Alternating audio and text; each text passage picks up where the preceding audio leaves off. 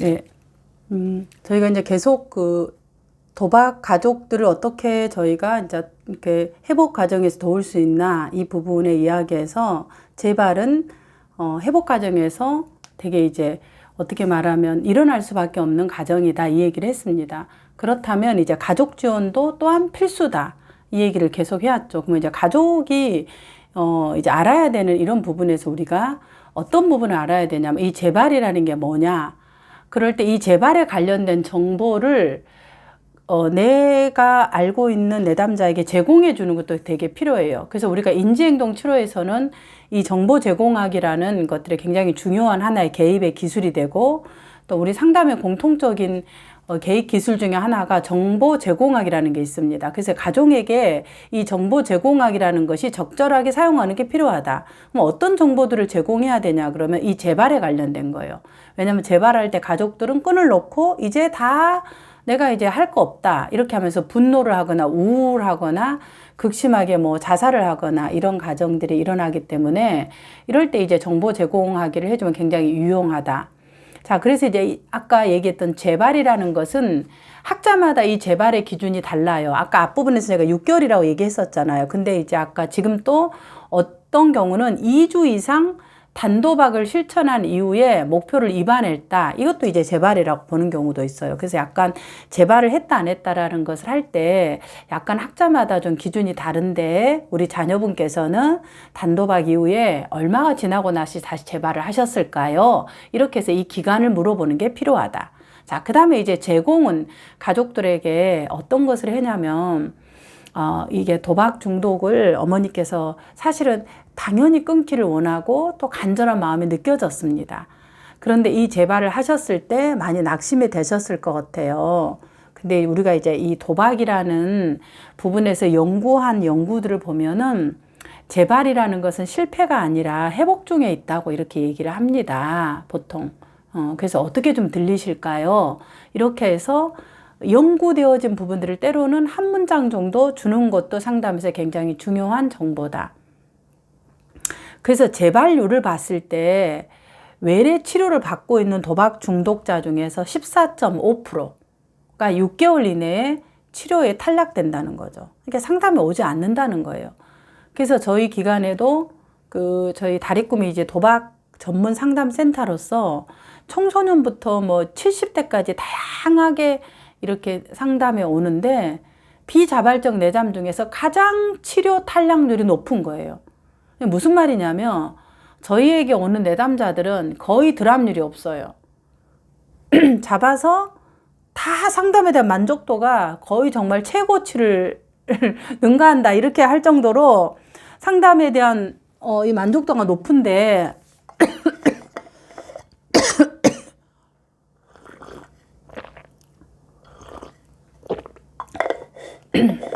만족도를 높다고 하니까 마치 제가 거짓말하고 있는 것처럼 이 몸에서 기침을 하고 있네요. 신호를. 그래서 그 정도로 다리꿈의 상담을 이제 만족해요. 슈퍼비전도 만족하고. 그런데 이 도박자들은 일단은 이제 기관에서 도박자들을 계속 이제 상담을 의뢰하잖아요. 그 도박치유연구원에서. 그럼 이제 상담사들도 굉장히 그 퀄리티를 높게 요구해요. 어느 정도의 뭔가 경력을 갖고 뭐 이렇게. 그래서 이제 되게 상담에 대해서 어느 정도 하고 있으신 분들이 상담을 진행해요.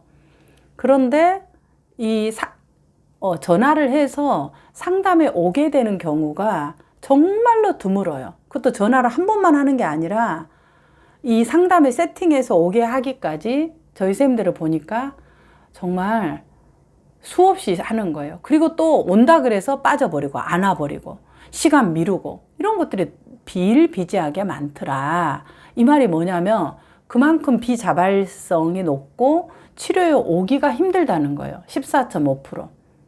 그리고 14.5%가 대상자가 재발이 된다. 재발률도 어때요? 높은 거죠. 그 다음에 그러면 단도박은 어느 정도로 유지하냐 그랬을 때 1년 동안 전체 8%만 단도박을 유지한다는 거예요. 그러니까 사실은 10% 미만이니까 100명으로 말하면 8명만 유지한다는 거잖아요. 그러니까 얼마나 이 부분에서 도박을 끊기가 어려운 줄 우리가 알 수 있겠죠. 그래서 실망하고 있는 그런 부분들에게 맞아요. 보통 이제 단도박 1년 동안 8명만 단도박 상태를 유지한다고 할 만큼 어렵다고 합니다.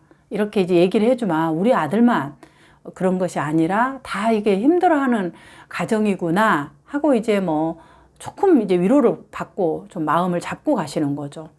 그래서 이제 알코올 의존 환자들, 그 내담자들을 봤을 때는 거의 여기는 50 내지 60%가 어때요? 재발을 하는 거예요.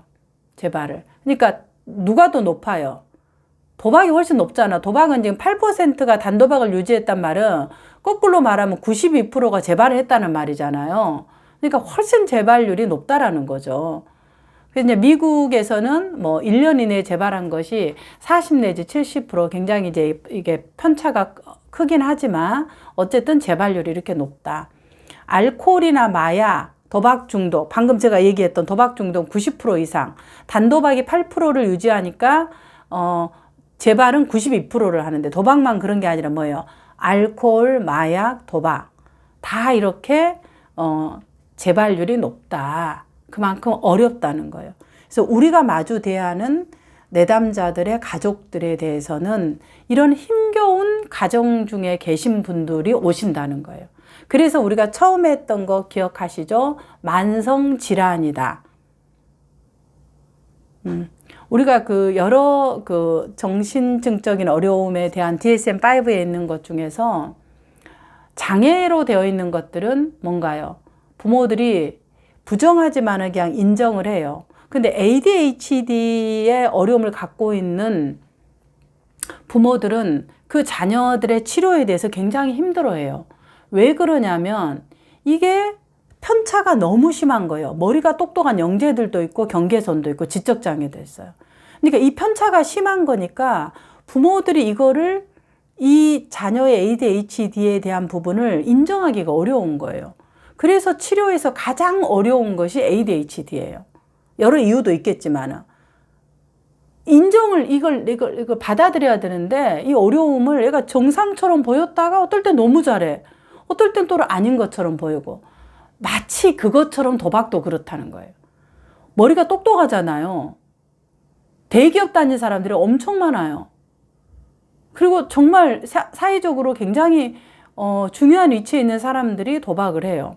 그러다 보니까 내가 괜찮은 사람이라고 생각하는 이 오른손을 들고 있는데 인정을 안 하는 거죠.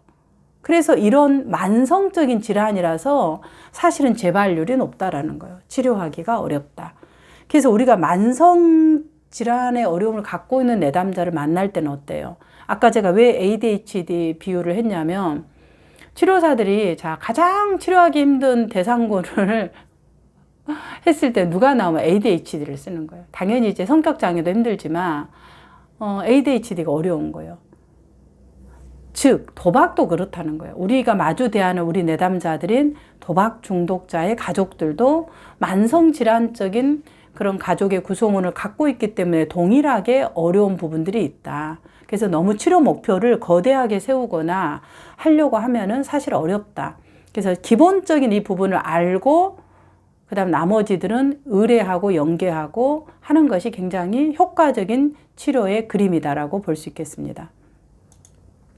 자, 재발에서 이제 가족 지원은 필수라고 했는데 가족 상담은 그럼 뭐 하냐 아까 내담자의 환경을 관리해주는 부분이 사실은 상당히 많다. 왜? 욕구가 그러니까. 그럴 때 이제 그러면 이 환경을 관리한다라는 게 아니 내가 상담 배워갖고 이거 뭐 환경을 관리해주는 무슨 뭐 사회복지사도 아니고 뭐 이걸 해야 되나? 이렇게 생각할 수 있어요. 그런데 우리가 상담할 때는 내담자의 욕구를 기반으로 해야 되죠. 그 욕구가 이들이 이제 환경을 내가 관리하는 걸 원하니까 하는 거예요. 왜 그렇게 했냐? 사회복지사라 그런 게 아니라 내담자의 욕구를 기반으로 하기 때문에 그렇다. 그러면 이 환경을 관리한다는 게 뭐냐? 그럴 때 아까 얘기했던 재발할 수 있는 요인이 뭐냐? 이걸 이제 이 가족들이 인식하는 거예요. 아까 우리 촉발 요인 제거하듯이. 그리고 만약에 인식했다면 그거를 어떻게 가족들은 이것을 피하도록 했나요? 아니면 다른 대안적인 행동들을 가족들은 어떻게 그것을 갖고 계셨나요? 이런 부분들을 상담해서 다루는 것이 내담자의 환경을 관리하는 거예요.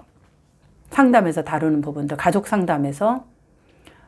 그러면 내가 사티어도 배우고 보엔도 배우고 또 뭐 해결 중심도 배워서 이걸 쓰고 싶은데 어떻게 해야 되느냐? 당연히 기초적인 것은 써야 되겠죠. 그러나 우리가 아무리 좋은 이론이라 하더라도 내담자가 원하는 걸 기반으로 해야 돼요. 물론 필요로 하는 우리가 니드는 해줄 수 없어요. 근데 우리는 원트, 이들의 욕구는 기반으로 상담을 진행할 수 있는 거죠. 그래서 아까 제가 효과에 대한 이 부분에 이 얘기를 했었는데 연구마다 좀 다른데 관계적 측면이 어떤 걸 산다? 아까 제가 40%라고 했는데 어떤 연구에서는 30%라고 얘기한 게 있어요. 약간 왔다 갔다 하는데 3 내지 40%. 자, 내담자 요인이 몇 %다? 40%. 제일 많아요. 상담자 요인이 얼마다? 30. 이 30에서 어떤 연구를 이해하기 효과가 15%라 그래요. 상담사의 기술은 15%밖에 차지하지 않는 거예요. 이 얘기를 들으니까 허무하시죠? 내가 15% 효과를 위해서 이렇게 공부하고 배우고 이것 배우고 저것 배우고 이러느냐. 근데 그 15%가 절묘한 효과를 내는 겁니다. 나머지는 다 공통적인 요인이라고 한다면. 그래서 우리가 뭐 사티어로 한다, 해결 중심으로 한다, 인지행동 치료로 한다, 몰라. 이게 중요하지 않다라는 거죠, 도박은. 뒤에서 얘기하겠지만. 내담자가 뭘 원하느냐. 그래서 그 원하는 것을 기반으로 가장 효과적인 방법을 쓰는 것이 사실은 가장 치료적이다. 이렇게 말씀드릴 수 있겠습니다. 그래서 재발은 아까 일어날 수 있고 중요한 게 이거예요. 예측할 수 있다라는 거예요. 보세요.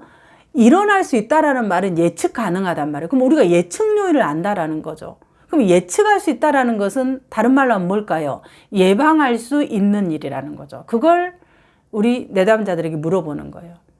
재발은 일어났습니다. 그러나 예측할 수 있다라는 말이네요. 일어났다라는 말은. 그럼 예방 가능한 일이라도 볼 수 있는데 어떠신가요? 그래서 내담자의 관점을 바꿔주는 거죠. 이 부분들. 자, 이제 도박 회복 프로그램에 이제 참여한다고 했을 때 도박 회복 프로그램 뭐예요? 자녀가 배우자가 이제 도박을 이제 끊는다 이렇게 했을 때 이 가족들은 누가 이 부분을 지지자로 있을까요? 이거 물어봐야 돼요.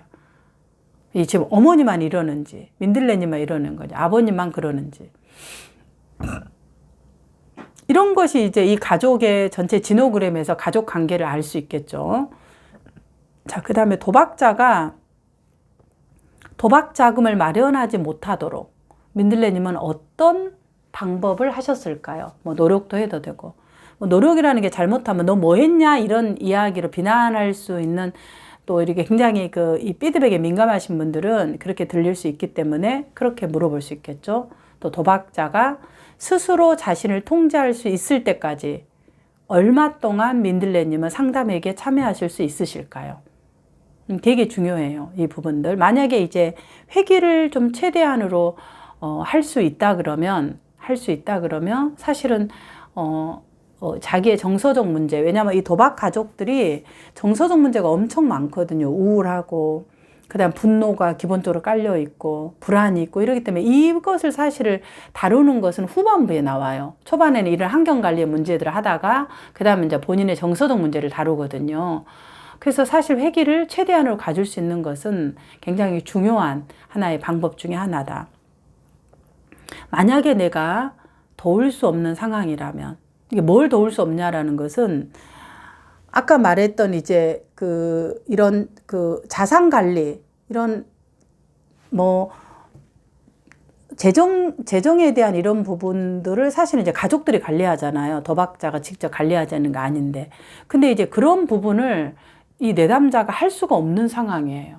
뭐 사고가 났다든지, 내가 만난 내담자가 사고가 났다든지, 아니면 뭔가 할 수 없는 상황이라면은 자산관리 전문가나 회계사가 도움을 줄 수 있다라는 거죠. 그래서 그런 방법을 강구했는지를 물어보는 거죠. 그리고 아까 말한 재발을 어떻게 보시냐, 어떻게 이 사람이 지각하고 있나, 뭐 실패라고 보는지.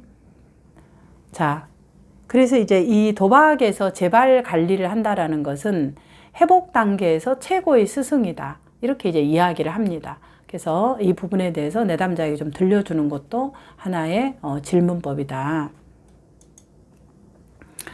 자, 그러면 이제 내담자들이 이런 요청을 할 수 있어요. 뭐라고? 선생님, 저에게는 어떤 누구도 지지자가 없어요. 지지자가 제가 없어요. 이제 도박자가 될 수도 있고 도박 가족이 될 수도 있겠죠. 그래서 상담사님이 저의 자산, 저의 어떤 계정, 우리가 보통 이래 뭐 오피트나 이런 거 하잖아요. 이런 계정을 직접 관리해 주실 수 있으실까요? 이렇게 내담자들이 물어본 사람이 있을까요? 없을까요? 제가 폐쇄형 질문으로 했는데. 자, 있다, 없다. 여러분이 하시고 지금 채팅창에다가 그럼 상담사가 어떻게 해야 되는지 지금 한번 적어보시기 바랍니다. 왜냐하면 이걸 제가 일일이 의견을 듣는다라는 것은 시간이 없기 때문에 지금 채팅창에 1분 동안 시간 드릴 테니까 동시에 한번 써보시기 바랍니다.